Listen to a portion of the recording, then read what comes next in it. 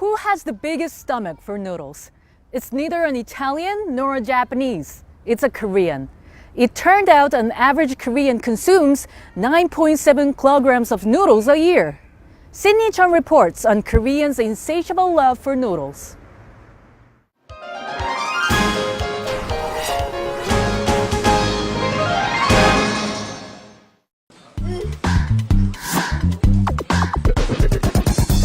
This ramen burger almost broke the internet last January when it first came out.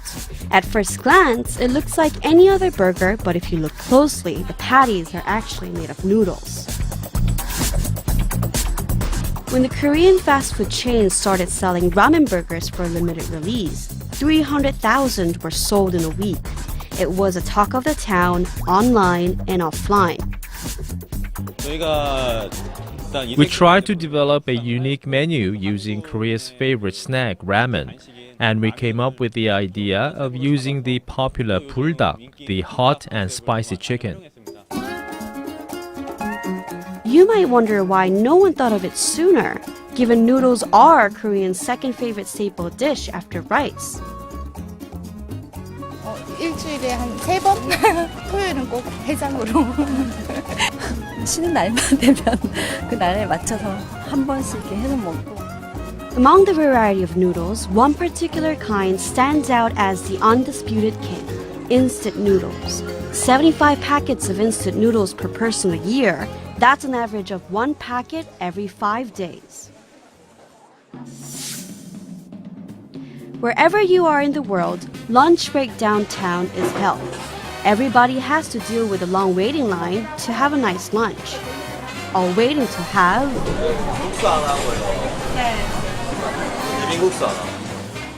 spicy noodles, banquet noodles, cold bean noodles, naengmyeon. The varieties are endless. It's addictive. I never get sick of it.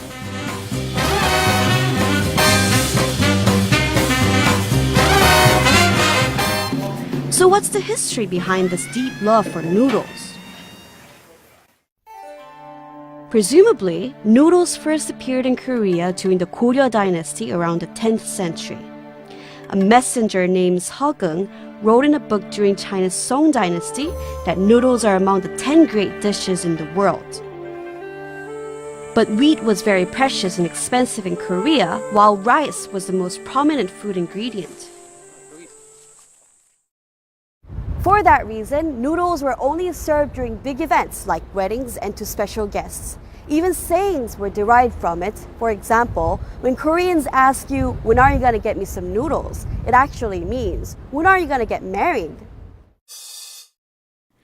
Flour-based noodles only became popular after the Korean War when wheat flour was imported from the US as part of the food aid after gaining independence from Japan's colonial rule in 1945. The Save Rice campaign in the 60s later played a big part in popularizing noodles in Korea. It was a campaign hosted by the government to solve rice shortage problem by encouraging people to mix rice with other grains or replace it with flour. The government continued to encourage people to eat more flour-based food until late 70s. A lot of kalguksu restaurants opened around Seoul during that period. It was during this time that a groundbreaking menu emerged, marking a milestone in the history of noodles. In 1963, Samyang Foods first introduced ramen to the public with recipes adopted from Japan. With ramen costing a third of the price of a cup of coffee, it became the perfect alternative food for people. Even though Koreans later became more affluent, the appetite for noodles stuck. The ramen industry has grown over the last 50 years into 2 trillion won industry.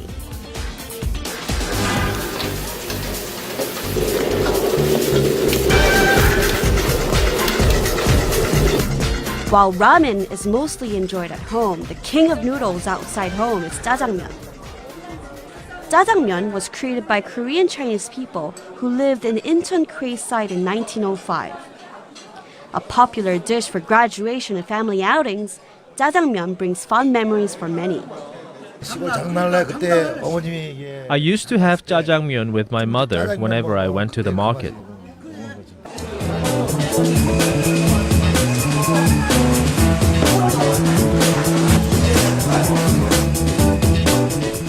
can't leave out kalguksu when you're talking about popular noodles among Koreans. It comes from the Korean word kal, meaning knife, because you have to slice the dough with a knife as to the production process. Kalguksu is also famous for being the favorite dish of the former president Kim Young-sam. It was always served to the guests to the Blue House. More working parents and single households may have also contributed to people's need for a simple go-to food. 가정에서 요리하는 데 있어서 시간 절약 형제. Time-saving products are very popular these days. Plus, ingredients that are good for your health are also gaining popularity. 인기를 끌고 있습니다. As economic growth slows, more and more people prefer noodles that are fairly cheap but good enough to make you feel full. It's definitely appealing to people who can't spend too much on food in these times of economic slowdown. Then there's a whole ecosystem of noodle eaters on social media. Online, you can find people who share noodle recipes they've created. This group of consumers are classified as modesumers, a combination of the word modify and consumers.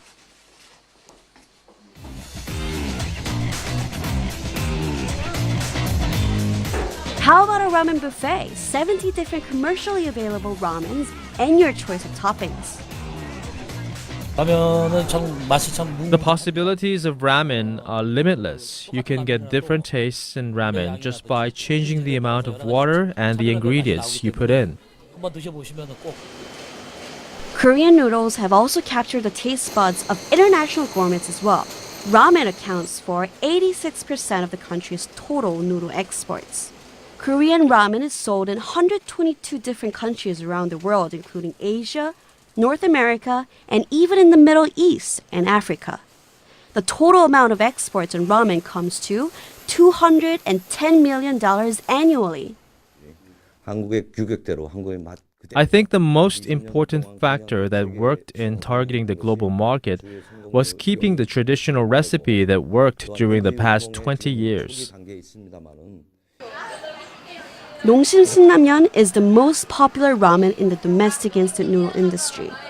Its selling power abroad is so powerful that it's called the semiconductor of food business. So which ramen will take the first place tomorrow? Who knows? But for sure, Koreans' love for noodles isn't going anywhere anytime soon.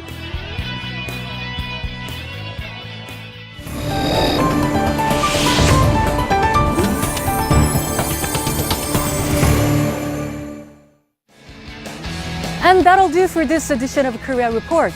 Thank you for staying with us. I'll see you again next time.